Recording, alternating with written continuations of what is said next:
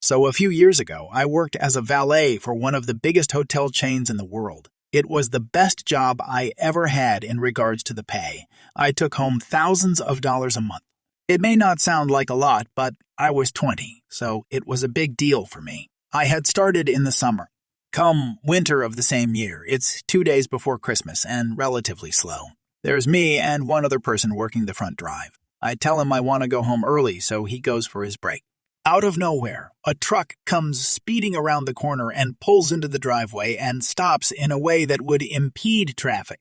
I take a gander but decide not to approach, as they don't appear to need any help and they didn't bother rolling down the windows or exiting the car.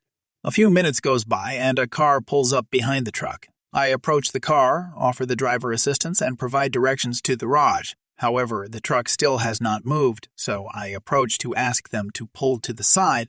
When I approach, the driver does not roll down the window, so I tap on it. The windows are tinted incredibly darkly. I'm greeted by a muffled voice, so I ask if they can roll the window down so I can hear better. Down comes the window, and I'm greeted by this troll doll of a woman. What do you want? Don't touch my freaking car. Shocked, I politely ask her to pull forward. She rolls the window back up and stays in place. I tap on the window again, but now she's getting out of the car. She puts her chest to mine, or to my abdomen at least. I'm almost a foot taller than her, and proceeds to try to push me back, all while screaming profanities in my face and making threats. I'm remaining calm, not letting her get to me, all while asking her to get away from me and to leave me alone.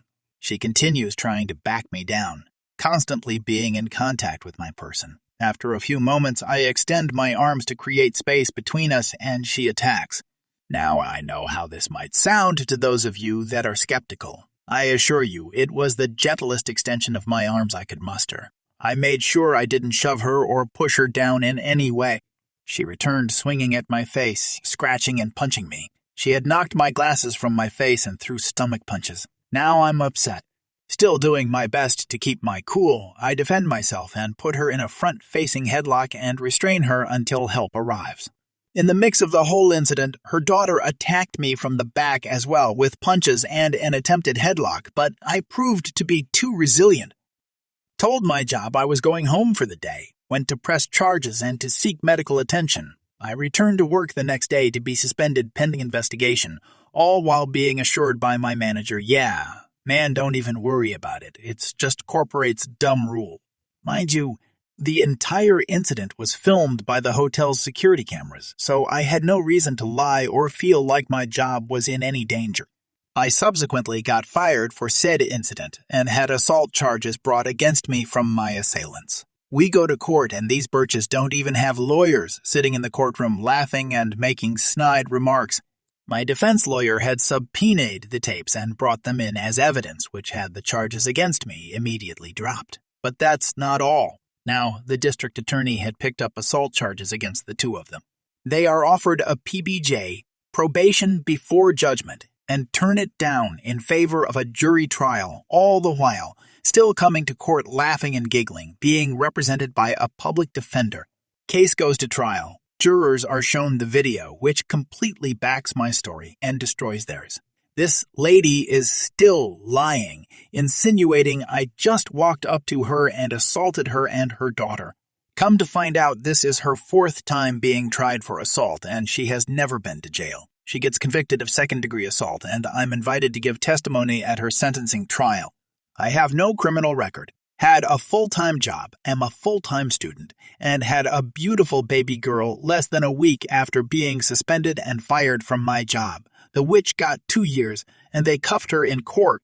When the realization that crap just got real for her hit, she begins to cry and sob and look around as if looking for help. It was at this time me and her had locked eyes across the courtroom. I proceeded to stare this witch in the face and do a full-fledged victory dance in my seat as they carried her away. Happened this morning. Even though I made a complete and full stop at a four-way stop, I got pulled over by a police vehicle, lights flashing, the works. I turn my dash cam around to face me and whoever goes in front of the driver's side window. I roll it down and ask, "What seems to be the problem, officer?" Officer looks at me the way one would look at a sticky piece of gum stuck to the bottom of one's shoe. "You didn't make a complete stop," he says. "I adjust one of my hearing aids. Lost part of my hearing due to being a touring session musician previously. And before I could speak, he firmly orders, 'Sir, take off your earphones when I'm talking to you.' I take both hearing aids off and look at him. I can read lips a little, but we're both masked, so I can't understand what he's saying. I communicate in sign language simultaneously while speaking verbally. I'm deaf, and I didn't understand what you just said. Can you communicate to me in American Sign Language, please?" He points at my hearing aids that look like Apple AirPods, motioning me to put them on.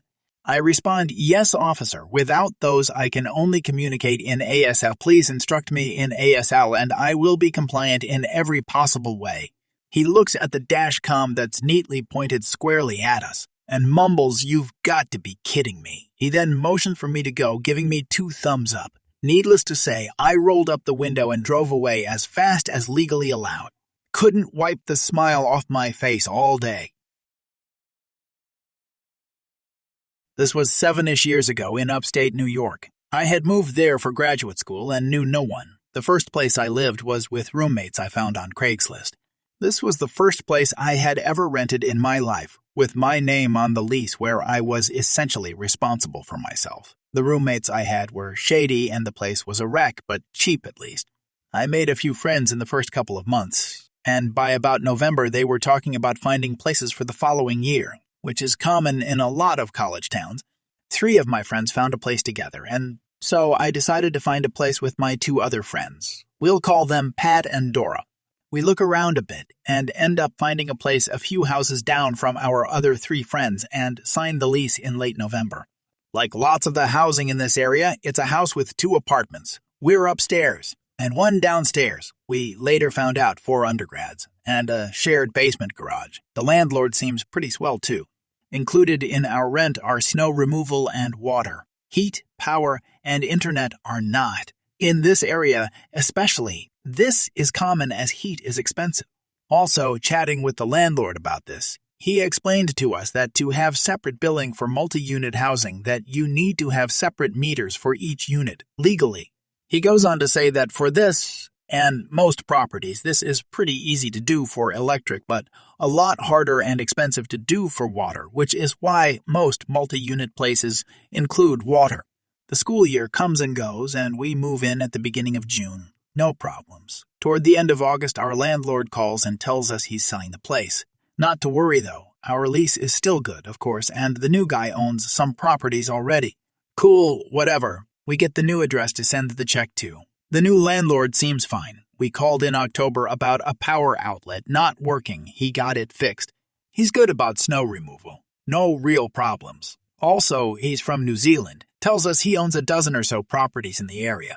We barely interact with the downstairs neighbors. They're all right for undergrads, and over the course of the year, we only have a half dozen interactions where we need to ask them to keep it down because it's 4 a.m. on a Wednesday, or to ask to let someone out who's parked in.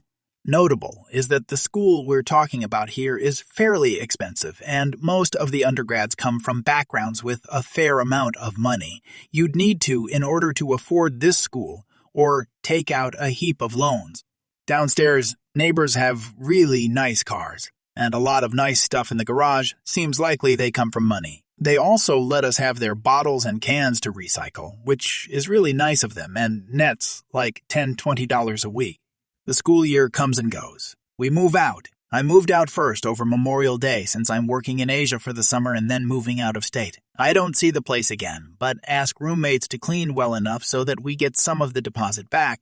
I don't figure this out until later, but it seems that every interaction with the landlord is something he stretches to the absolute limit of what he's allowed, 30 days, 2 weeks, whatever. I leave for Asia, and in early July, I email Pat and Dora about whether they've received their deposits back. I gave my parents' address as forwarding. They had, and Dora sent me a scan of it. Going through, we each lost $70 for cleaning and damage, and then there was a bill for $52 for the water bill. I don't know how they left it, so I guess maybe it took $70 to clean. So it goes. I remember that water was included in the rent. I bring this up with both of them, which they remember as well. I emailed the landlord and mentioned this to him. At this point, I assume he maybe has a different setup at other properties and made an honest mistake. Accidents happen. I heard back from the landlord 2 weeks later. He asks to see a copy of the lease. Reflecting on this, I assume he thought I wouldn't have access to one since I was in Asia. I have Dora and Pat scan me the lease, mail him a copy, and email it to him. I hear back 2 weeks later. He says he'll send us the money. By the time I get the money, it's late August and I'm home from Asia. Hooray, I get my $52 back. Talking to Dora and Pat a few weeks later, Pat had just gotten engaged and was Skyping the whole old crew. I found out neither of them had gotten their $52. At this point, I was angry. Clearly, that was not an honest mistake. Landlord assumed I didn't talk to them and that they wouldn't find out. Pat and Dora are angry. I am angry. So we dig out the contact information from the undergrads who lived downstairs and let them know what's up. We also let the current residents know what happened since we happened to have contact info for some of them. We write them an email, and I provide copies of all of my emails with the landlord and the lease. I hear from Pat and Dora that they get their money 30 days later and that the landlord was a jerk about it. I don't think about it for a long time, even though I'm still in touch with Pat and Dora. About 2 years after this happened, I got an email from a law firm asking if I used to live at the old address and if the landlord was my landlord. I reply yes, and they ask to speak on the phone. Law firm belongs to one of the undergrad's dads. This is how he could afford expensive schooling. Through the course of the conversation, it comes out that the dad was really angry about this, that someone would try to take advantage of his son. He has the time and resources to go scorched earth on the landlord. The dad brings a case against the landlord and has his people comb through all of the landlord's records, former tenants, etc. As it turns out, he's been scamming people like this for quite a while. Pertinent here also was the fact that he didn't have separate water meters. The lawyer explained to me that because of this, the landlord is facing jail time. He apparently did enough of this, and they were able to provide evidence for it, that it rose to the level of some more serious issues, like a criminal case over a civil one, I think. On top of this, I'm getting my $70 back, and so are Dora and Pat as part of some settlement deal.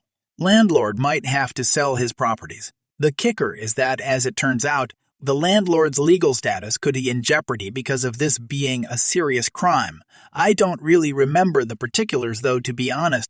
I really just wanted my $52 back for the water bill. That's all.